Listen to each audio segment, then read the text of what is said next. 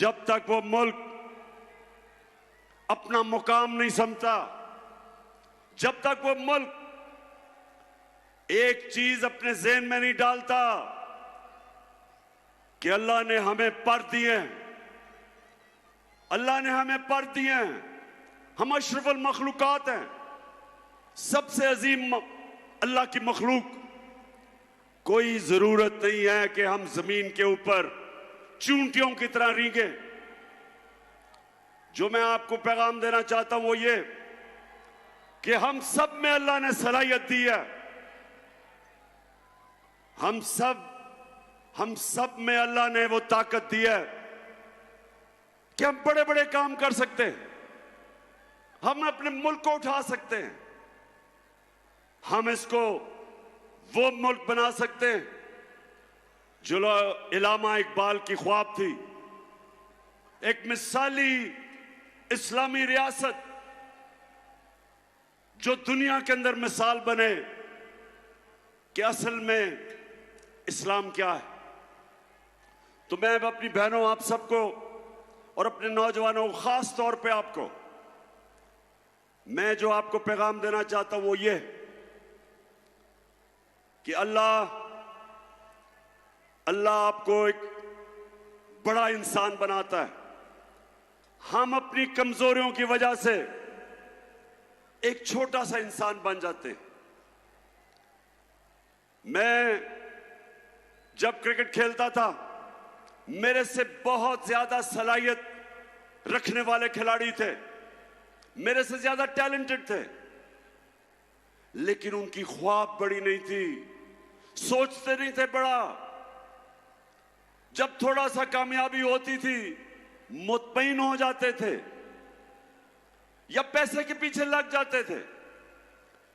ये मेरे पाकिस्तानियों एक चीज याद रखना, ये मेरे कभी लफ्ज ना भूलना, पैसे को इस्तेमाल करना सीखो, पैसे से कभी इस्तेमाल ना होना।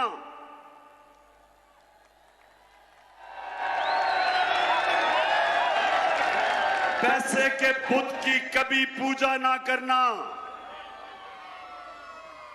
हजरत मूसा जब वो 40 दिन के लिए गए तो पीछे उनकी कौम, जो कुरान शरीफ में आता है कि सोने की गाय की पूजा कर दी, मतलब कि पैसे की पूजा शुरू हो गए। तो ये याद रखें कि ये जो मेहरबानों का मुखालिफ है वो भी पैसे के बुत की पूजा करता है, वो भी पैसे को बड़ा समझता है जिस तरह उसका लीडर आसिफ जरदारी समझता है। कभी भी मेरे मुल्तान के पाकिस्तानियों, ला इलाहा इल्लल्लाह का मतलब समझो, स्वाय अल्लाह के। जब आप किसी के चीज के सामने झुकते हैं वो शिर्क है, चाहे वो पैसे का बुत है, चाहे वो खौफ का बुत है। आजकल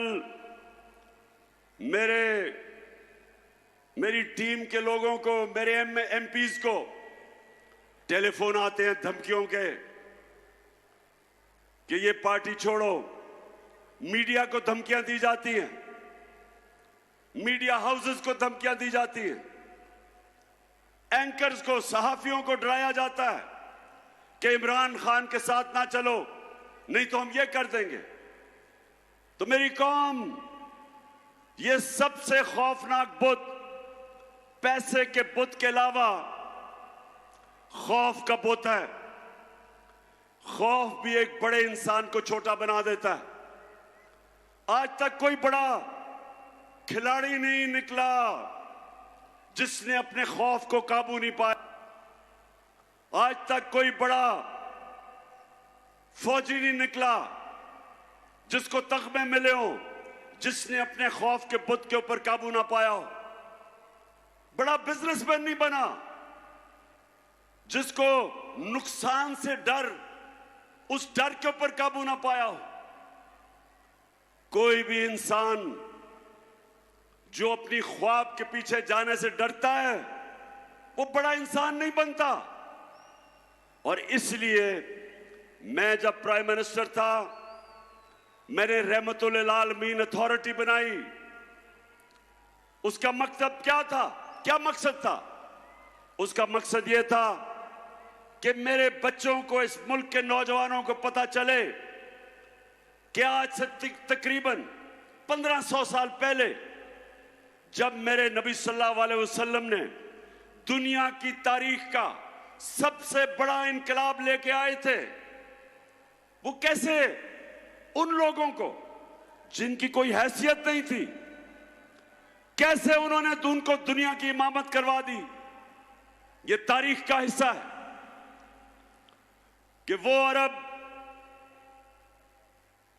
जो मदीना में मक्का में बसते थे, उनके दोनों तरफ दुनिया की उस वक्त की अजीम सुपर पावर्स थी, इनकी हैसियत ही कोई नहीं थी। और मेरे नबी सल्लल्लाहु अलैहि वसल्लम ने मदीना की रियासत में उनको ऐसा तब्दील किया, उनको छोटे से लोगों को बड़े इंसान बना दिया, उनके खौफ खत्म कर दिए।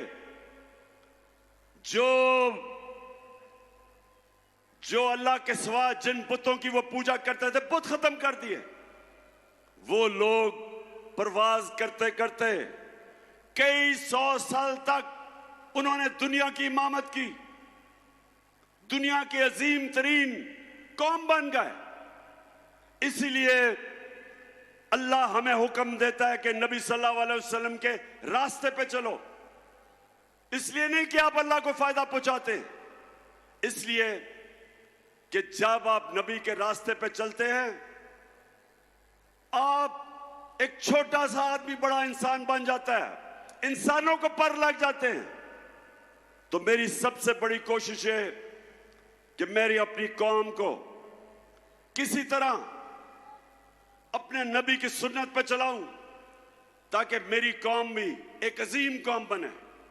और वो बननी थी जो इलामा इकबाल की ख्वाब थी, और जो मेरे लीडर कायदे आजम ने जिसकी जदोजहद की थी, वो एक अजीम कौम थी। वो बननी थी, दुनिया के अंदर मिसाल हमने बनना था।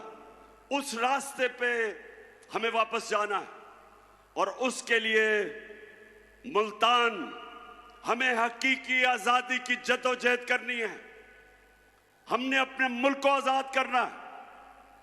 ये जो बैरूनी मुल्क साजिश के तहत चोरों को ऊपर बैठाया, जो बैरूनी मुल्क के गुलाम हैं, जिनके पैसे मुल्क से बाहर पड़े, ये जरदारी और नवाज शरीफ 30 साल से मुल्क का पैसा चोरी करके बाहर ले गए। ये वो लोग हैं जिनके जरिए हमें रिमोट कंट्रोल किया जाता है। ये वो लोग हैं जो दूसरों के बैरूनी मुल्कों के हुक्म पे हमारे फैसले करते हैं। इनमें इतनी जुर्रत नहीं कि जब रूस हमें सस्ता तेल बेच रहा था, जब मैं रूस गया और उन्होंने हमें सस्ती गंदम भी देनी थी, सस्ता तेल भी देना था, इन्हों में जुर्रत नहीं थी कि इनका जो आका है, जिन्होंने इनको ऊपर बैठाया, जो अमेरिकी साजिश के तहत आए कि कहीं अमेरिका ना नाराज हो जाए, लिहाजा मेरे लोगों को महंगा तरीन तेल, डीजल, पेट्रोल और उसकी वजह से बिजली, हमारी कोशिश है कि हम अपने मुल्क को आजाद करें। सबसे पहले मुल्क के फैसले पाकिस्तान में हो। हम अपने मुल्क को अपने पैर पे खड़ा करें। हमें कभी किसी और मुल्क के सामने हाथ ना फैलाने पड़े कि जब एक कौम किसी और मुल्क के सामने हाथ फैलाती है, उसकी इज्जत नहीं होती। हरे पासपोर्ट की इज्जत नहीं होगी जब तक हम अपने पैर पे ना खड़ा हो। और मैंने एक पूरा प्रोग्राम बनाया है, क्योंकि जिधर इन्होंने मुल्क पहुंचा दिया, जिस तरह के पाकिस्तान को इन्होंने 2 महीने में जो कर्जे लिए हैं, जिस तरह कर्जों की दलदल में भी गिर रहे हैं, हमारी माइशत भी नीचे जा रही है, हमारी इंडस्ट्री भी नीचे जा रही है। हमारे किसानों के लिए जो भी शाह महमूद कुरैशी ने बताया कि कितने बुरे हालात हमारे आज किसानों के हैं। ट्यूबवेल में डीजल, उसकी कीमत ऊपर, बिजली वो दुगनी से भी ज्यादा। तो जो किसान के पास पैसे, उसके खर्चे इतने चले गए हैं कि वो अपनी जमीन के ऊपर पैसा नहीं लगा सकता। इंडस्ट्री जब बंद हो गई, बेरोजगारी बढ़ रही है। जो हमने दुनिया को एक्सपोर्ट्स करके अपनी दौलत में इजाफा कर रहे थे, याद रखें हमारे 3.5 साल में पाकिस्तान की सबसे ज्यादा रिकॉर्ड एक्सपोर्ट्स हमारे जमाने में थी। सबसे ज्यादा बैरून मुल्क ने पैसा पाकिस्तान में हमारे जमाने में भेजा। सबसे ज्यादा टैक्स इकट्ठा किया हमने किया। हमारे जमाने में 4 जो बड़ी बड़ी फसलें थी, तारीखी उनकी पैदावार थी। किसान के पास तारीखी पैसा गया। किसान के पास जो उसकी आमदनी थी, कभी किसान को इतना पैसा नहीं मिला जो हमारे आखिरी 2 साल में मिला। और उसके अलावा हम हेल्थ कार्ड लेके आए कि इसके IMF के प्रोग्राम में होते हुए हमने अपने फैसला किया कि हर खानदान को 10 लाख रुपए की हेल्थ इंश्योरेंस किसी भी अस्पताल में जाके अपना इलाज करवा सकते थे। और ये एहसास प्रोग्राम, हेल्थ कार्ड, फिर कामयाब पाकिस्तान में सूद के बगैर कर्जे, निचले तबकों को हमने पूरा प्रोग्राम था कि घर बनाने के लिए सूद के बगैर कर्जे। और ये तब जबकि हम भी IMF के प्रोग्राम में थे। तो मैं आज ये कहना चाहता हूं कि वो जो मुल्क ऊपर जा रहा था, एक साजिश के तहत उन्होंने हमारी गवर्नमेंट गिराई। और जब से ये हुकूमत आई है, कीमतें आसमानों पे, माशत जमीन पे। और मैं आज आपके पास इसलिए आया हूं कि एक तो हमने इनसे अपने आप को आजाद करना है। आप सबने मेरे से वादा करना है कि इन इलेक्शनों के अंदर आपने सबने इसको अपना इलेक्शन समझना है। अपने बच्चों के, अपने आने वाली नस्लों के लिए आपने इन सबको शिकस्त देनी है। मुल्तान, आप तैयार हो? बताएं मुझे। अच्छा मुल्तान, मैं जरा आज आप सबको तफसील में तो बताना चाहता था कि सारा दिन मैंने आज अदालत में गुजारा है, लेकिन क्योंकि अभी केस चल रहा है इसलिए उस केस पे तो मैं बात नहीं करूंगा। लेकिन मैं अपने सारे पाकिस्तानियों को आज बताना चाहता हूं कि ये मेरा नजरिया है, ये मेरा ईमान है कि जब तक इस मुल्क में कानून की बालादस्ती यानी कि इंसाफ नहीं होगा, ये मुल्क तरक्की नहीं कर सकता।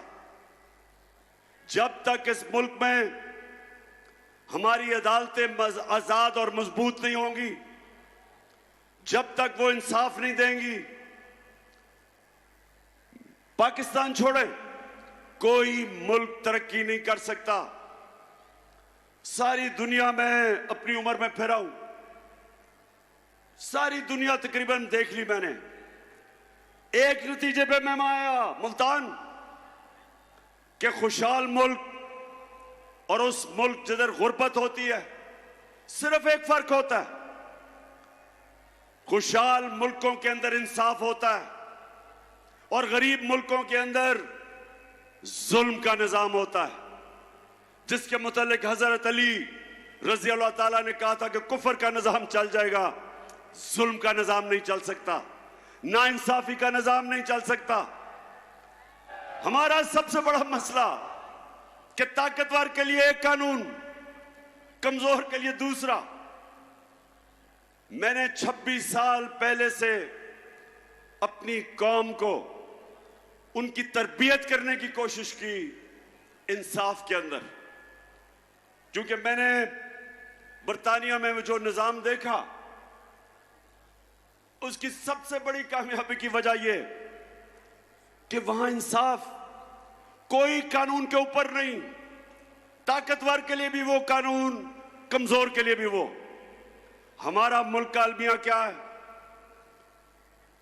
मुझे अभी भी मशवरे दिए जाते हैं कि इमरान खान तुम ऑपोजिशन को साथ मिला के चलो।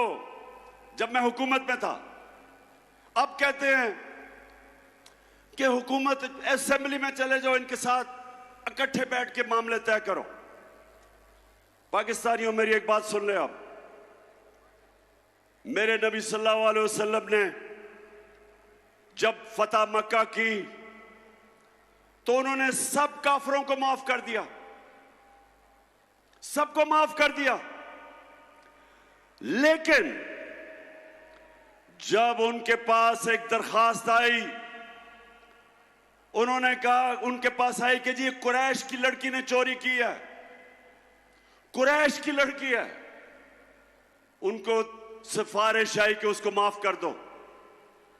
आगे से उन्होंने जवाब दिया, जो सबसे रहमदिल इंसान, रहमतुल आलमीन, दुनिया के लिए रहमत बन के आए थे, उन्होंने कहा मुल्तान कि मेरी अगर बेटी भी चोरी करे उसको भी मैं नहीं छोड़ूंगा, उसको भी सजा मिलेगी।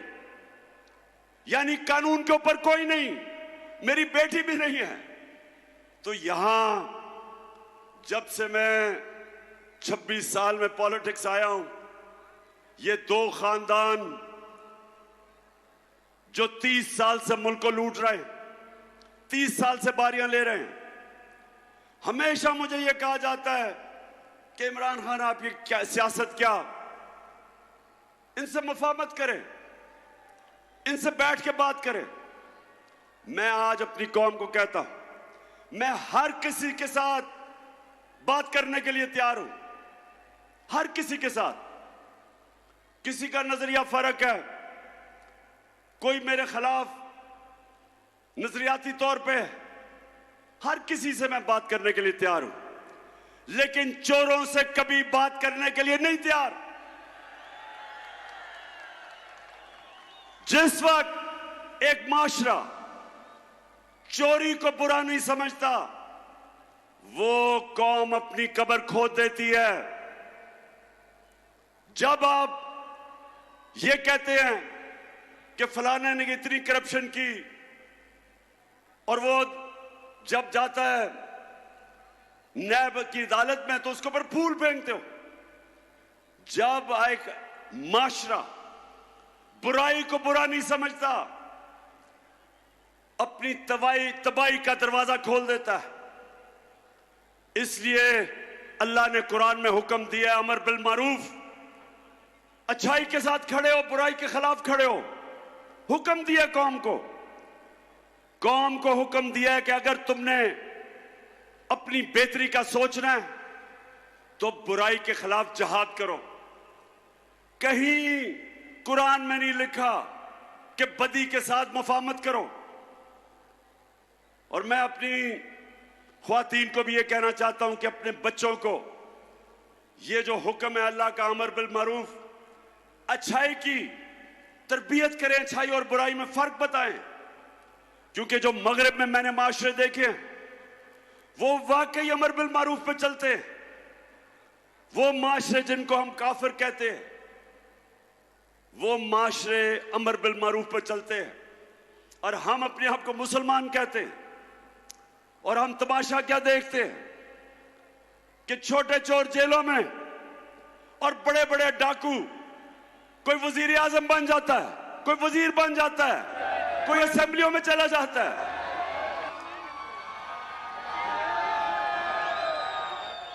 ये है हमारी दूसरी आजादी, हकीकी आजादी की जंग, कि हमने अपने आप को, वो लोग जो माशरे के अंदर फितना है, जो कब्जा ग्रुप है, हमने इनका मुकाबला करना है। क्यों नहीं स्विट्जरलैंड में कब्जा ग्रुप, क्यों नहीं यूरोप में कब्जा ग्रुप? क्योंकि उनकी अदालतें ताकतवर को भी उसी तरह करती हैं जो कमजोर को करती।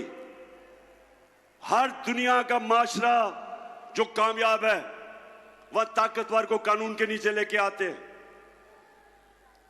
हमने एक मिनट 26 साल पहले मैंने जब पॉलिटिक्स शुरू की थी इसी चीज के ऊपर कि पाकिस्तान में हमने इंसाफ की जंग लड़नी और मेरा मुकाबला इन दो करप्ट खानदानों के साथ था जो समझते थे कि इंसाफ के ऊपर है और आज कहते हैं चोरी हमने की है, हमें एनआरओ दो, हम कानून से ऊपर हैं।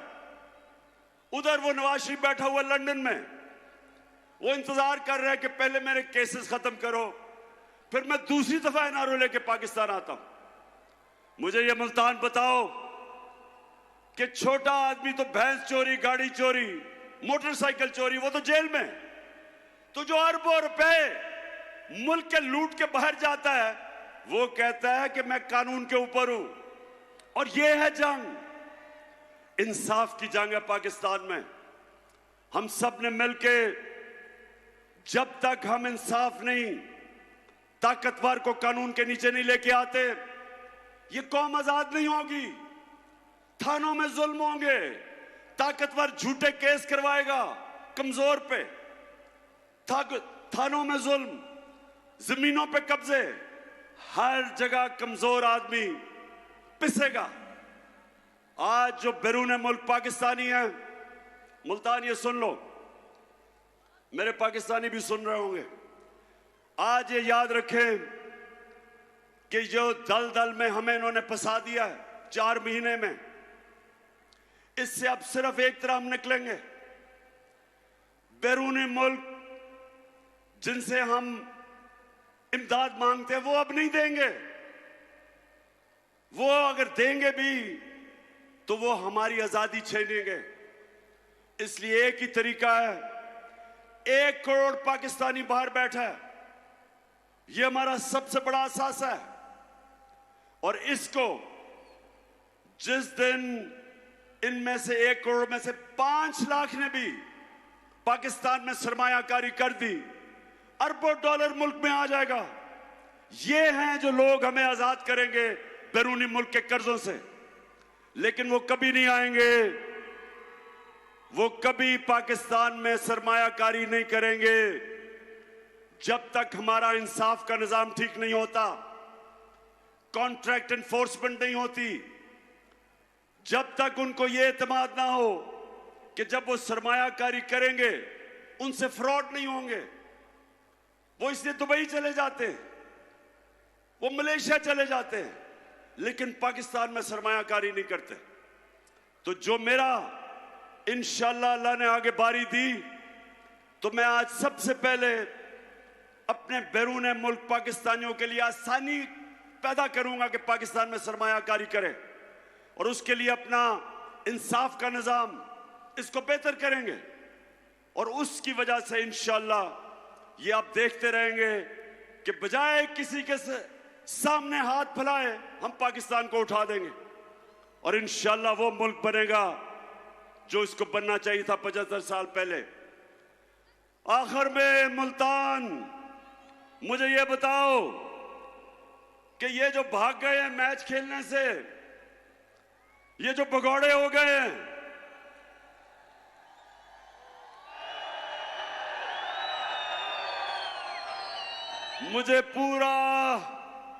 मुझे पूरा यकीन था कि इन्होंने इलेक्शनों से भागना है।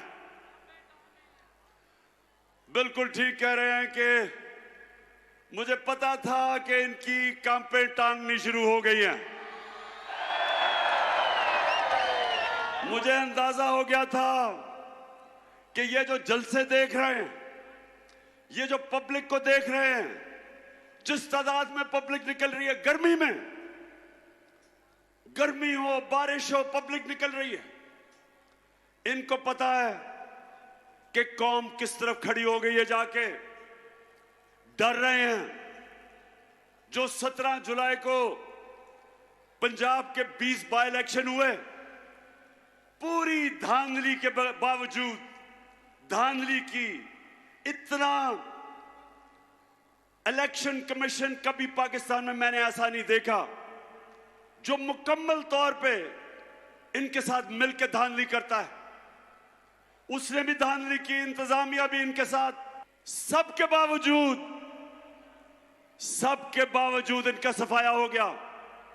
2 इलेक्शन धांधली करके इन्होंने जीते हैं, उसके बावजूद सफाया हो गया। तो आप डर रहे हैं, मुल्तान इनको खौफ आ गया है, डर रहे हैं।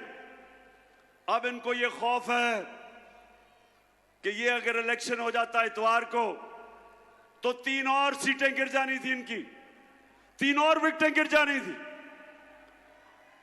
और उसके बाद 25 सितंबर को आपको पता है मैं 9 हलकों में खड़ा हूं और मेरा चैलेंज है कि इंशाल्लाह जब भी वो 9 हलकों में इलेक्शन होगा 9-0 रिजल्ट आएगा, धांधली के बावजूद। ये ऐसे ही है। जब आपको पता पुराने जमाने में क्या होता था, जब मैं क्रिकेट खेलता था तो अपने अपने अंपायर होते थे। हम जब हिंदुस्तान मैच खेलने जाते थे उनके अपने अंपायर होते थे। वो जब पाकिस्तान खेलने आते थे हमारे अंपायर थे। वो पाकिस्तान में नहीं जीत सकते थे, जिधर हमारी टीम को मुश्किल पड़ती थी अंपायर मदद करने के लिए आ जाते थे। उधर जब जाते थे तो उधर जब हम मैच जीतने लगते थे उनके अंपायर मदद करने के लिए आ जाते थे। तो वाहिद कप्तान था, हिंदुस्तान गया, उनके अंपायर थे। उनके अंपायरों के बावजूद आपका कप्तान जीत के आया। और इस बारी मुल्तान, इस बारी पहले हमने 17 जुलाई को जो चीफ इलेक्शन कमिश्नर ने इनके साथ मिलकर बैटिंग की उसको भी हराया, इनको भी हराया, इंतजामिया भी इनकी थी उसको भी हराया। और इंशाल्लाह अब भी जब भी इलेक्शन होंगे मेरा सबको चैलेंज है कि तुम जो मर्जी कर लो, पाकिस्तानी कौम फैसला कर बैठी है। जो मर्जी करो, पूरी कोशिश है इनकी कि किसी तरह इमरान खान को मैच से निकाला जाए। ये हम जब छोटे होते थे ना मुल्तान, हम जब छोटे होते थे तो जब आपस में क्रिकेट मैच खेलते थे तो जो टीम हार रही होती थी वो विकेटें उठा के भाग जाती थी। ये इन्होंने किया है, हार रहे थे विकेटें उठा के चले गए, मैच ही कैंसिल कर दिया इन्होंने। लेकिन मेहरबानों, मुझे तो बड़ी खुशी हुई कि जिस तादाद में हमारी ख्वातीन आई हैं, मेहरबानों ने सुना, बड़े जलसे किए और अपनी औरतों को। और ये याद रखें, जिस कौम की औरतें बेदार हो जाएं, शऊर आ जाए, वो कौम को कोई गुलाम नहीं बना सकता। आजकल हालात ऐसे हैं मुल्तान, आजकल हालात ऐसे हैं कि वालिद जनाब या पीपल्स पार्टी या नून लीग के लिए मेहनत कर रहा है, जब घर आता है तो पता चलता है कि बीवी बच्चे सारे तहरीक इंसाफ में आ गए।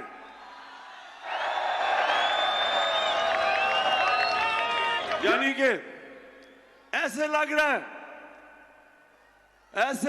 है कि जैसे पुराने जमाने के अंदर जब मेरे नबी सल्लल्लाहु अलैहि वसल्लम ने तबलीग की और लोगों को इस्लाम की तरफ लेके आए और राय हक पे लेके आए, तो एक वक्त ऐसा था कि आदमी कहीं और होता था, घर में औरतें और नौजवान इस्लाम कबूल कर।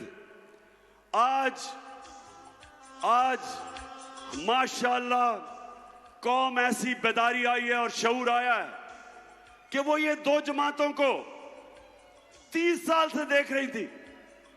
और आज ऐसी बेदारी है कि जो भी आज कोशिश करें, औरतें, बच्चे, नौजवान, बल्कि बूढ़े भी आप फैसला कर बैठे हैं कि इन 2 जमातों के साथ नहीं चलना, जिन्होंने सारी जिंदगी इनको सपोर्ट की थी।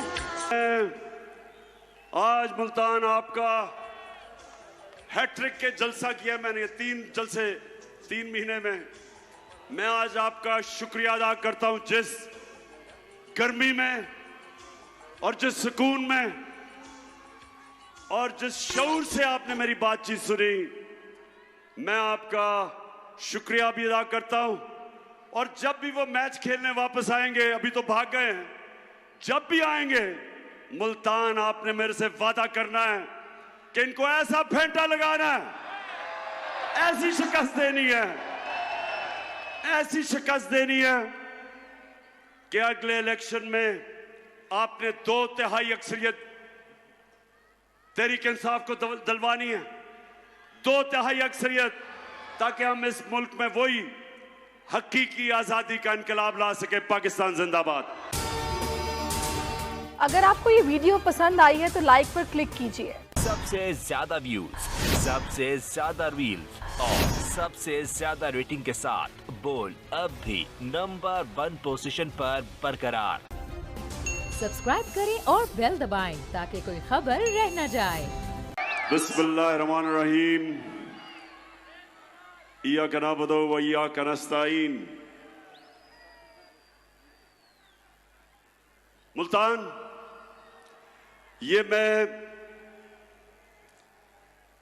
3 महीने में, ये मेरा तीसरा मुल्तान में जलसा है और मुझे हैरत होती है कि जब भी मैं आता हूं मुल्तान में, माशाअल्लाह आपका जज्बा, आपका जुनून, आपका शऊर, हर बारी में मुझे जब मुल्तान की ये मैं बेदारी देखता हूं तो मैं आपके जज्बे को, जुनून को सलाम करता हूं।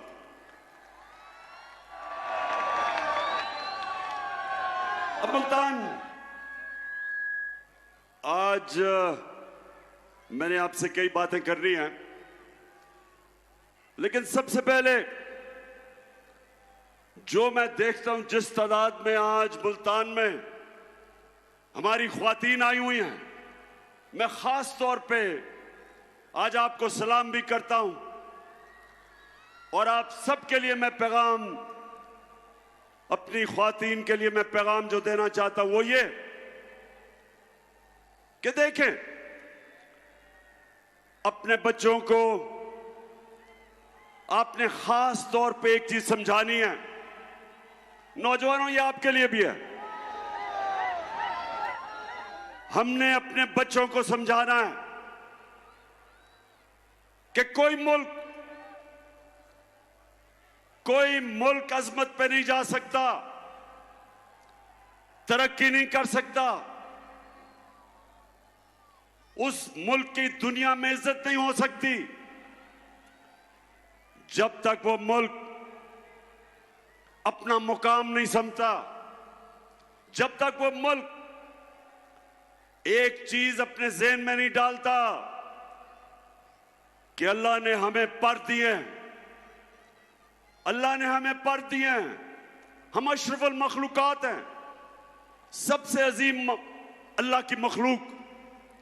कोई जरूरत नहीं है कि हम जमीन के ऊपर चूंटियों की तरह रींगे। जो मैं आपको पैगाम देना चाहता हूं वो ये कि हम सब में अल्लाह ने सलाहियत दी है, हम सब में अल्लाह ने वो ताकत दी है कि हम बड़े बड़े काम कर सकते हैं, हम अपने मुल्क को उठा सकते हैं, हम इसको वो मुल्क बना सकते हैं जो इलामा इकबाल की ख्वाब थी, एक मिसाली इस्लामी रियासत जो दुनिया के अंदर मिसाल बने कि असल में इस्लाम क्या है।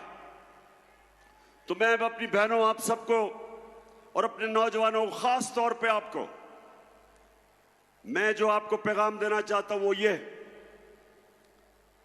कि अल्लाह आपको एक बड़ा इंसान बनाता है। हम अपनी कमजोरियों की वजह से एक छोटा सा इंसान बन जाते हैं। मैं जब क्रिकेट खेलता था मेरे से बहुत ज्यादा सलाहियत रखने वाले खिलाड़ी थे, मेरे से ज्यादा टैलेंटेड थे, लेकिन उनकी ख्वाब बड़ी नहीं थी, सोचते नहीं थे बड़ा। जब थोड़ा सा कामयाबी होती थी मुतमईन हो जाते थे या पैसे के पीछे लग जाते थे।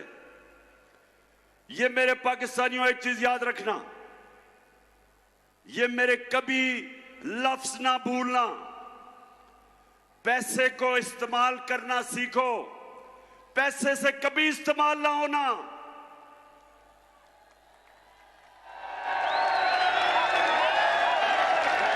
पैसे के बुत की कभी पूजा ना करना। हजरत मूसा जब वो 40 दिन के लिए गए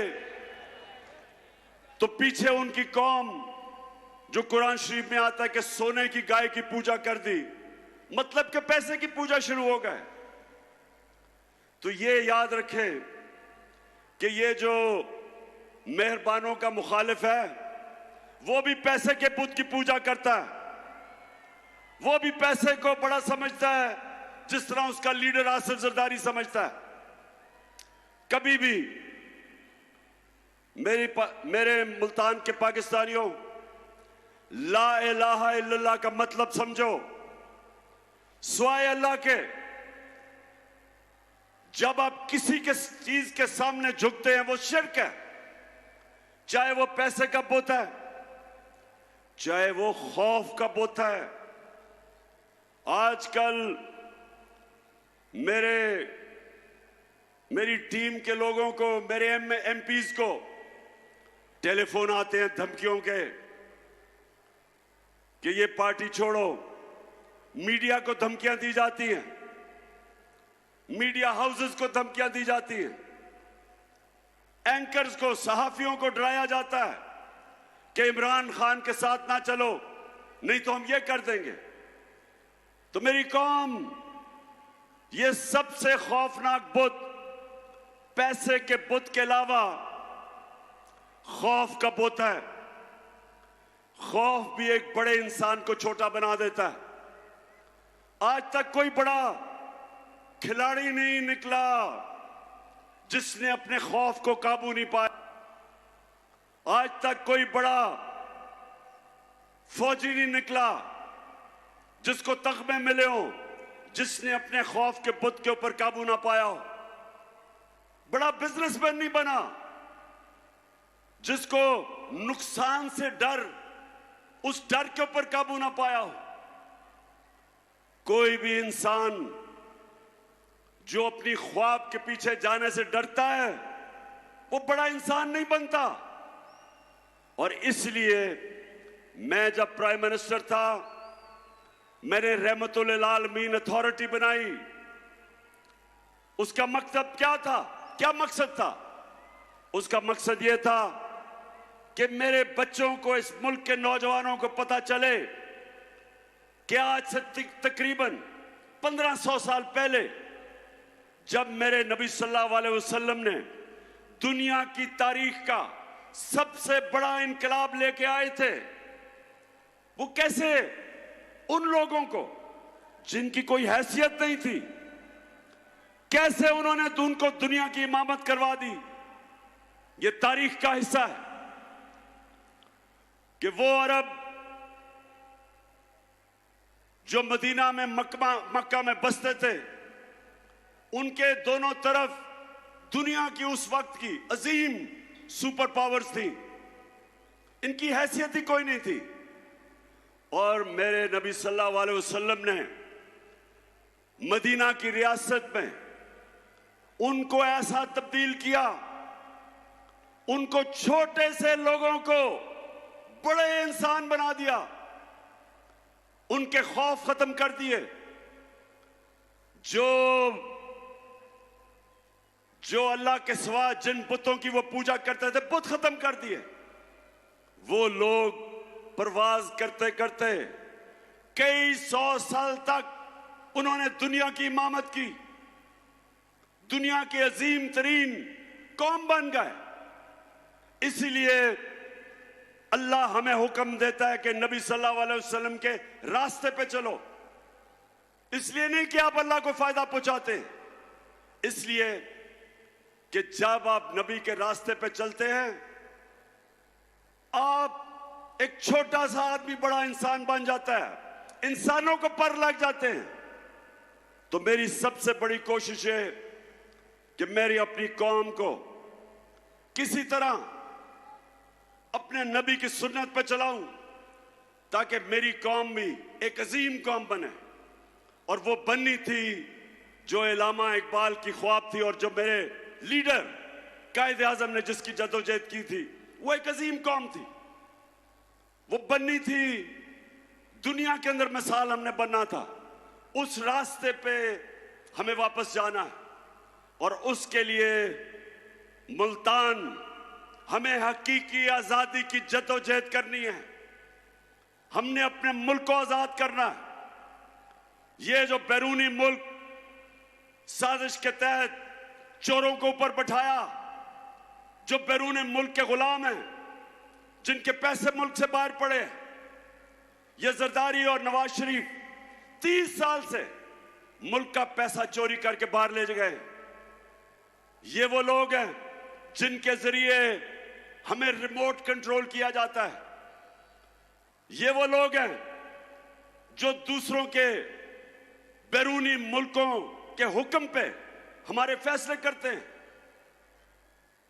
इनमें इतनी जुर्रत नहीं कि जब रूस हमें सस्ता तेल बेच रहा था, जब मैं रूस गया और उन्होंने हमें सस्ती गंदम भी देनी थी, सस्ता तेल भी देना था, इन्हों में जुर्रत नहीं थी कि इनका जो आका है, जिन्होंने इनको ऊपर बैठाया, जो अमेरिकी साजिश के तहत आए कि कहीं अमेरिका ना नाराज हो जाए, लिहाजा मेरे लोगों को महंगा तरीन तेल, डीजल, पेट्रोल और उसकी वजह से बिजली,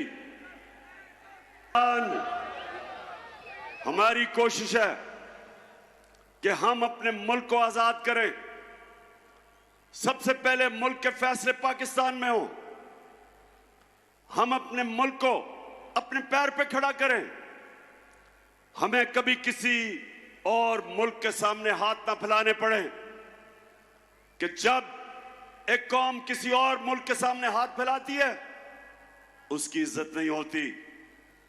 हरे पासपोर्ट की इज्जत नहीं होगी जब तक हम अपने पैर पे ना खड़ा हो।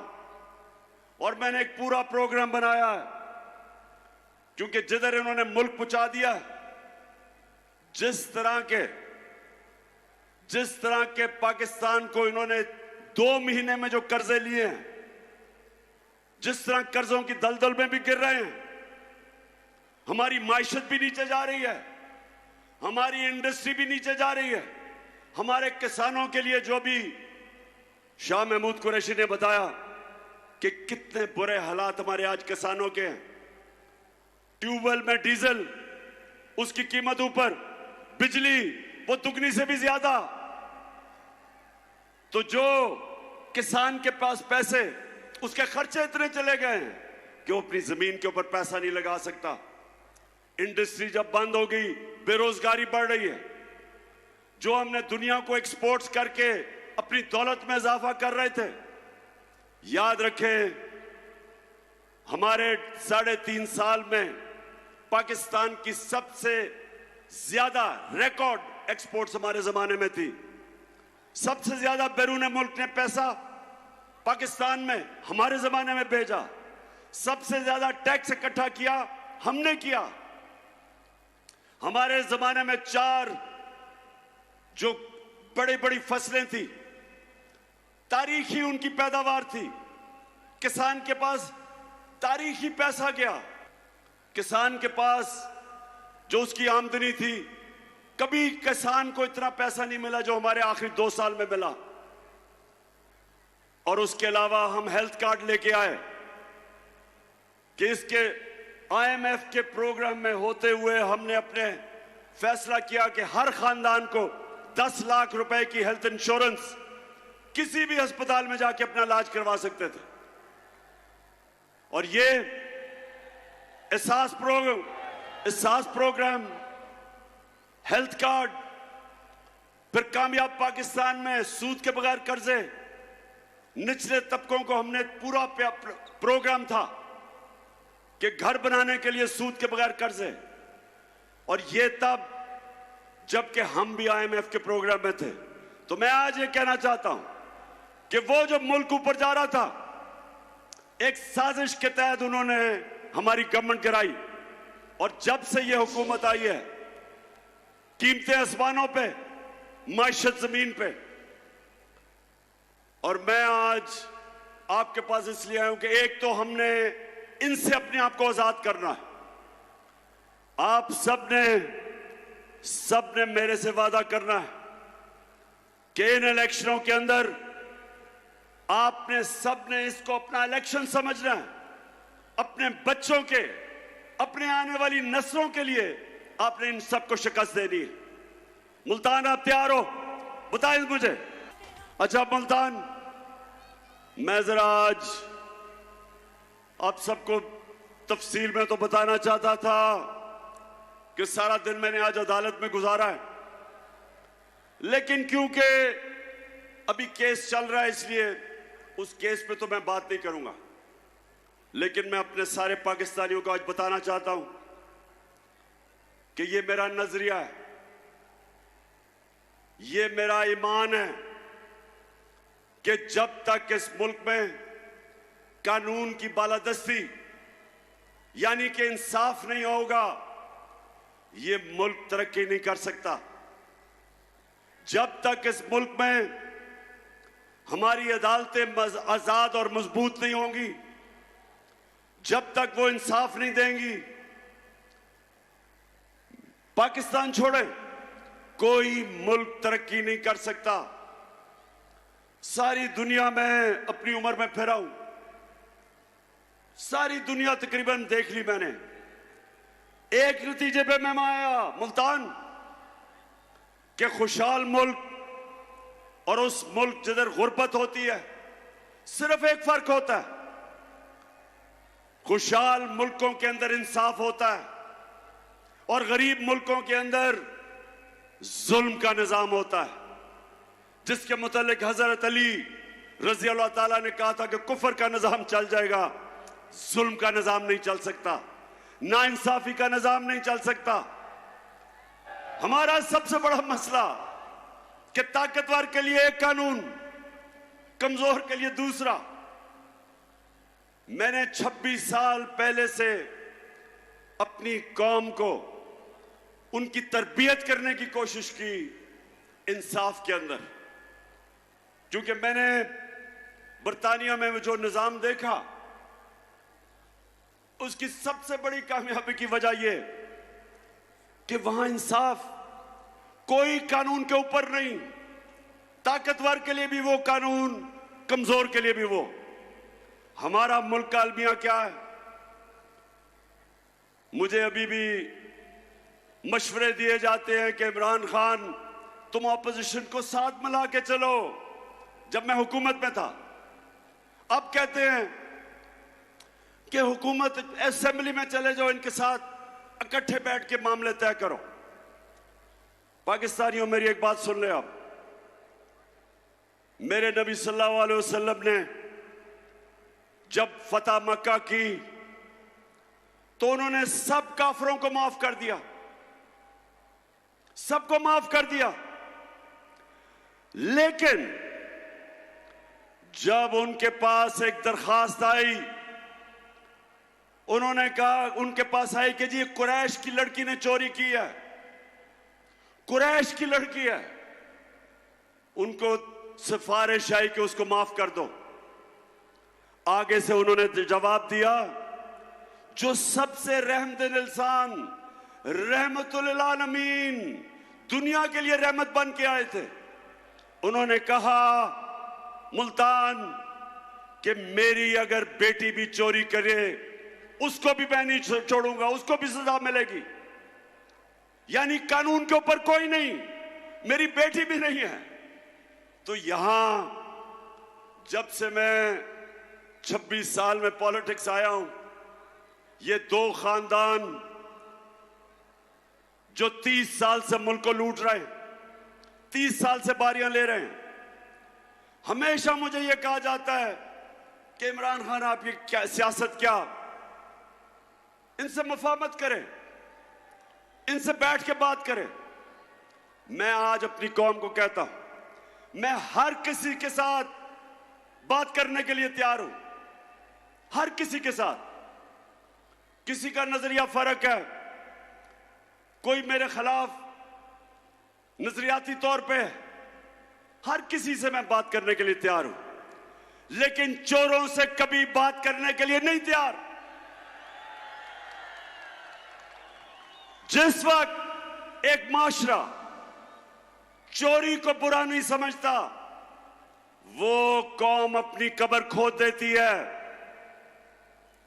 जब आप ये कहते हैं कि फलाने ने इतनी करप्शन की, और वो जब जाता है न्याय की अदालत में तो उसके ऊपर फूल फेंकते हो। जब एक माशरा बुराई को बुरा नहीं समझता, अपनी तबाही का दरवाजा खोल देता है। इसलिए अल्लाह ने कुरान में हुक्म दिया, अमर बिल मारूफ, अच्छाई के साथ खड़े हो, बुराई के खिलाफ खड़े हो। हुक्म दिया कौम को हुक्म दिया है कि अगर तुमने अपनी बेहतरी का सोचना है तो बुराई के खिलाफ जिहाद करो। कहीं कुरान में नहीं लिखा कि बदी के साथ मुफाहमत करो। और मैं अपनी ख्वातीन को भी ये कहना चाहता हूं कि अपने बच्चों को ये जो हुक्म है अल्लाह का, अमर बिल मारूफ, अच्छाई की तरबियत करें, अच्छाई और बुराई में फर्क बताएं। क्योंकि जो मगरिब में मैंने माशरे देखे वो वाकई अमर बिल मारूफ पे चलते हैं। वो माशरे जिनको हम काफिर कहते हैं, वो माशरे अमर बिल मारूफ पे चलते हैं, और हम अपने आप को मुसलमान कहते हैं। और हम तमाशा क्या देखते हैं कि छोटे चोर जेलों में और बड़े बड़े डाकू, कोई वजीर आजम बन जाता है, कोई वजीर बन जाता है, कोई असेंबलियों में चला जाता है।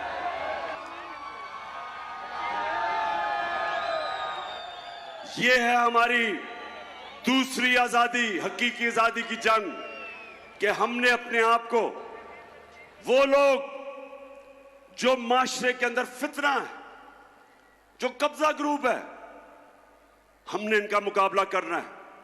क्यों नहीं स्विट्जरलैंड में कब्जा ग्रुप, क्यों नहीं यूरोप में कब्जा ग्रुप?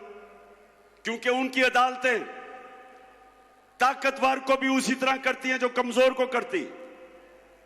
हर दुनिया का माशरा जो कामयाब है वह ताकतवर को कानून के नीचे लेके आते हैं। हमने एक मिनट, 26 साल पहले मैंने जब पॉलिटिक्स शुरू की थी इसी चीज के ऊपर कि पाकिस्तान में हमने इंसाफ की जंग लड़नी, और मेरा मुकाबला इन दो करप्ट खानदानों के साथ था जो समझते थे कि इंसाफ के ऊपर है, और आज कहते हैं चोरी हमने की है, हमें एनआरओ दो, हम कानून से ऊपर हैं। उधर वो नवाज शरीफ बैठा हुआ लंदन में, वो इंतजार कर रहे हैं कि पहले मेरे केसेस खत्म करो, फिर मैं दूसरी दफा एनआरओ लेके पाकिस्तान आता हूं। मुझे ये मुल्तान बताओ कि छोटा आदमी तो भैंस चोरी, गाड़ी चोरी, मोटरसाइकिल चोरी, वो तो जेल में। तो जो अरबों रुपए मुल्क के लूट के बाहर जाता है वो कहता है कि मैं कानून के ऊपर हूं। और ये है जंग, इंसाफ की जंग है पाकिस्तान में। हम सब ने मिलके, जब तक हम इंसाफ नहीं, ताकतवर को कानून के नीचे नहीं लेके आते, ये कौम आजाद नहीं होगी। थानों में जुल्म होंगे, ताकतवर झूठे केस करवाएगा कमजोर पे, थानों में जुल्म, जमीनों पे कब्जे, हर जगह कमजोर आदमी पिसेगा।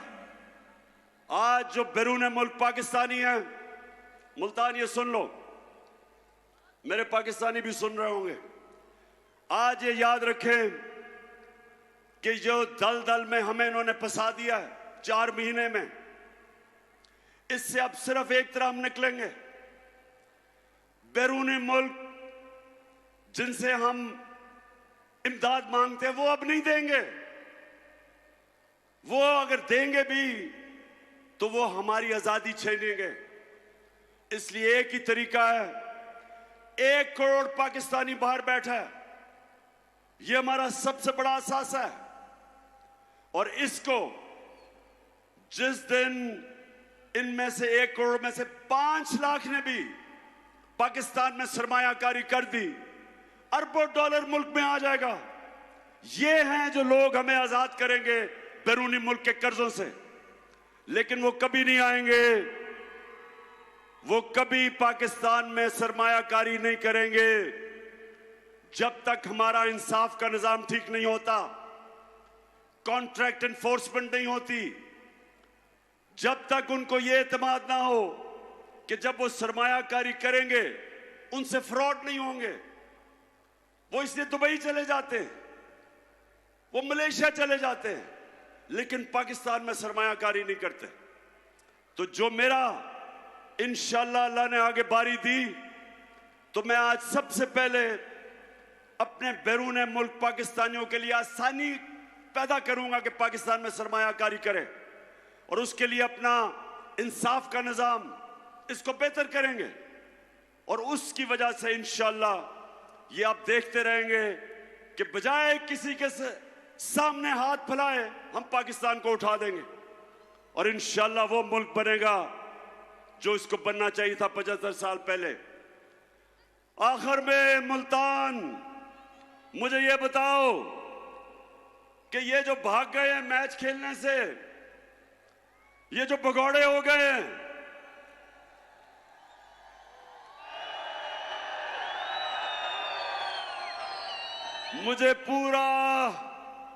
मुझे पूरा यकीन था कि इन्होंने इलेक्शनों से भागना है। बिल्कुल ठीक कह रहे हैं कि मुझे पता था कि इनकी कांपें टांगनी शुरू हो गई हैं। मुझे अंदाजा हो गया था कि ये जो जलसे देख रहे हैं, ये जो पब्लिक को देख रहे हैं, जिस तादाद में पब्लिक निकल रही है, गर्मी हो बारिश हो पब्लिक निकल रही है, इनको पता है कि कौम किस तरफ खड़ी हो गई है। जाके डर रहे हैं। जो 17 जुलाई को पंजाब के 20 बाई इलेक्शन हुए, पूरी धांधली के बावजूद, धांधली की, इतना इलेक्शन कमीशन कभी पाकिस्तान में मैंने ऐसा नहीं देखा जो मुकम्मल तौर पे इनके साथ मिलकर धांधली करता है। उसने भी धांधली की, इंतजामिया भी इनके साथ। सबके बावजूद इनका सफाया हो गया। 2 इलेक्शन धांधली करके इन्होंने जीते हैं, उसके बावजूद सफाया हो गया। तो आप डर रहे हैं, मुल्तान इनको खौफ आ गया है, डर रहे हैं। अब इनको ये खौफ है कि ये अगर इलेक्शन हो जाता है इतवार को, तो 3 और सीटें गिर जानी थी इनकी, 3 और विकेटें गिर जानी थी। और उसके बाद 25 सितंबर को आपको पता है मैं 9 हलकों में खड़ा हूं, और मेरा चैलेंज है कि इंशाअल्लाह जब भी वो 9 हलकों में इलेक्शन होगा, 9-0 रिजल्ट आएगा धांधली के बावजूद। ये ऐसे ही है। जब आपको पता पुराने जमाने में क्या होता था, जब मैं क्रिकेट खेलता था तो अपने अपने अंपायर होते थे। हम जब हिंदुस्तान मैच खेलने जाते थे, उनके अपने अंपायर होते थे। वो जब पाकिस्तान खेलने आते थे